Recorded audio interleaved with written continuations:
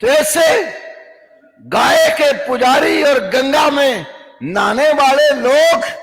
جب جنگ کے لیے آپ کے مد مقابل آ جائیں، قرآن بتاتا ہے جب تک ان کی خوب قتل و غارت نہ کر لو اور زمین ان کے خون سے سرخ نہ کر لو،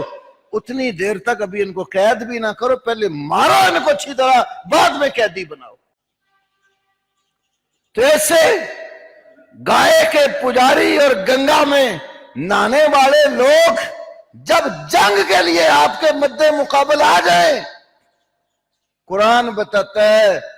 جب تک ان کی خوب قتل و غارت نہ کر لو اور زمین ان کے خون سے سرخ نہ کر لو، اتنی دیر تک ابھی ان کو قید بھی نہ کرو، پہلے مارو ان کو اچھی طرح، بعد میں قیدی بناؤ۔ یہ اللہ نے اپنے نبی کو بھی اجازت نہیں دی کہ ان کو مارنے سے پہلے ہی آپ قید بنا کر رکھ لیں۔ یہ دیکھ سورۃ انفال ہے، اللہ نے کہا ما کانا لنبی، نبی کے لیے بھی جائز نہیں ہے ان یکون لہا اسرا، اسیر سے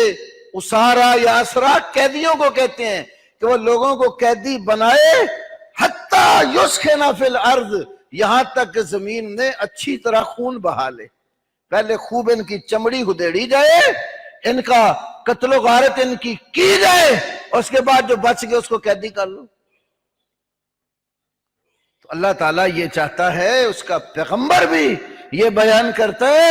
کہ جب دشمن کے ساتھ آپ مد مقابل ہو جائیں، پھر پہلے ان کی خوب خبر لو تاکہ آئندہ وہ آپ کی طرف میلی آنکھ کر کے بھی نہ دیکھیں۔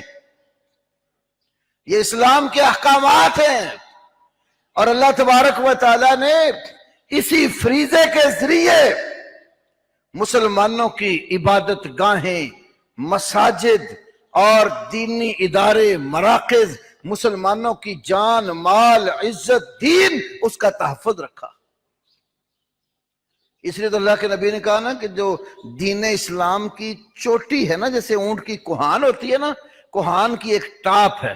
کوہان تو وہ ساری شمار ہوگی نا، تو اس کی اوپر والی جو ٹاپ ہے، چوٹی، تو فرمایا یہ باقی جو اسلام کی بنیادیں ہیں اور جہاد، یہ اسلام کی ٹاپ اور چوٹی ہے، اللہ اس کے ذریعے عزت دیتا ہے۔ تو اگر اللہ نے آپ کو یہ موقع دیا، پہلے تو ہم بھی کہتے ہیں، کتاب و سنت بتاتے ہیں کہ دشمن کے ساتھ ملاقات کی تمنا نہ کرو،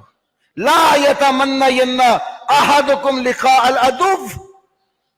اللہ کے نبی صلی اللہ علیہ وسلم نے فرمایا دشمن کے ساتھ ملاقات کی ہرگز تمنا نہ کرو۔ یہ خواہش ہماری بھی ہے کہ ان کے ساتھ ہماری جنگ نہ ہو، لڑائی نہ ہو، لیکن اگر دشمن وہ آپ کے اوپر حملہ آور ہو جاتا ہے، پھر قرآن پاک تمہیں سبق دیتا ہے، میدان میں ڈٹ کے کھڑے ہو جاؤ اور ان کو پشت پھیر کر بھاگنے والی صورت نہ تو اپناؤ۔ یہ سورہ انفال پڑھیں، سورہ توبہ پڑھیں، اللہ تعالیٰ نے یہ احکام دیے ہیں۔